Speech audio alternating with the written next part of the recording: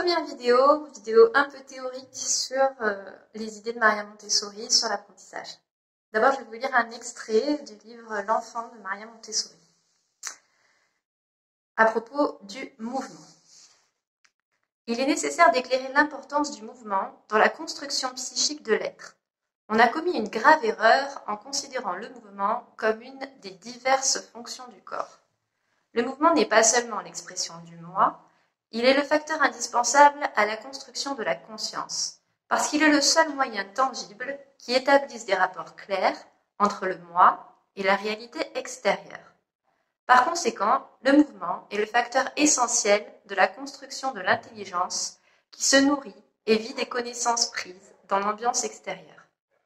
Les idées abstraites elles-mêmes naissent du contact avec la réalité, et la réalité se saisit par le mouvement. Les idées les plus abstraites, comme celles de l'espace et du temps, sont conçues par l'esprit au moyen du mouvement. Celui-ci est donc le trait d'union entre l'esprit et le monde.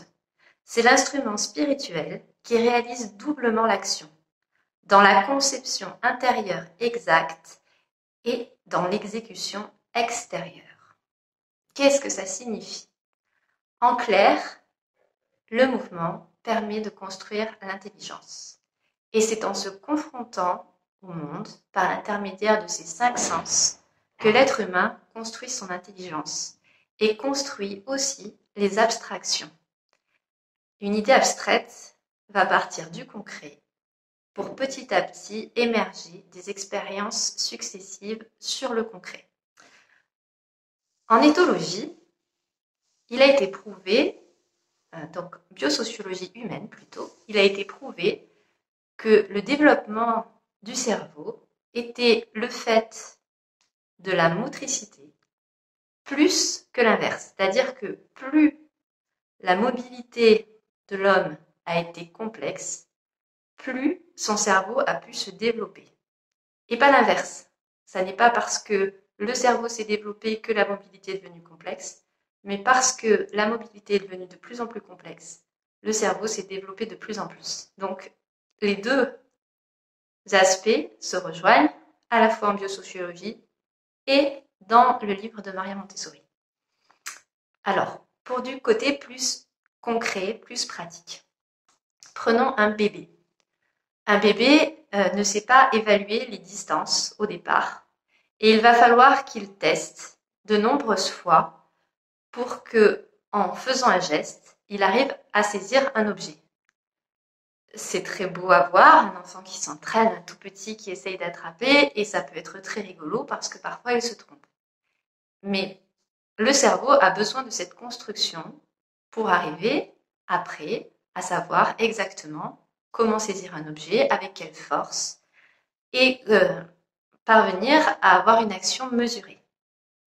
Un exemple pour un adulte d'un cas d'acte où cette connaissance n'est pas suffisante, c'est par exemple lorsque vous voulez soulever un broc d'eau que vous pensez être plein et qui en fait est vide. Vous allez y mettre une certaine force et vous allez avoir une grande surprise en soulevant le broc. Il va se lever beaucoup plus rapidement que ce qui était prévu. C'est un exemple de ce qui se passe au niveau du cerveau. On anticipe et on utilise des connaissances préalables pour faire une action. Mais cette action-là, elle est basée sur des expériences antérieures. Donc, l'adulte, quand il a tous ses acquis, on a l'impression que c'est naturel et que, en fait, on n'a plus besoin de mouvement pour apprendre. Maintenant, si on prend un exemple sur une personne, par exemple, qui n'ait jamais utilisé un ordinateur ou très peu utilisé un ordinateur, mettons un logiciel qui ne connaissent pas du tout, la meilleure façon pour lui d'apprendre à l'utiliser, ça ne va pas être d'avoir un cours théorique sur l'utilisation de cet ordinateur, mais ça va être de mettre en pratique directement avec une personne aidante, avec une personne qui peut montrer ce qui va devoir être fait pour que ça fonctionne. Et tout ce travail du corps dans l'apprentissage est une des clés de la pédagogie Montessori. Utiliser son corps se déplacer, utiliser ses 5 sens, utiliser le plus d'entrées possible pour un apprentissage, répéter l'apprentissage jusqu'à ce qu'il soit intégré, mais au niveau du corps, va permettre d'arriver à l'abstraction et à l'autonomie. Sur cette partie du mouvement, j'arrête la vidéo là, mais il y en aura plusieurs parce que c'est un thème assez fondamental dans la pédagogie Montessori.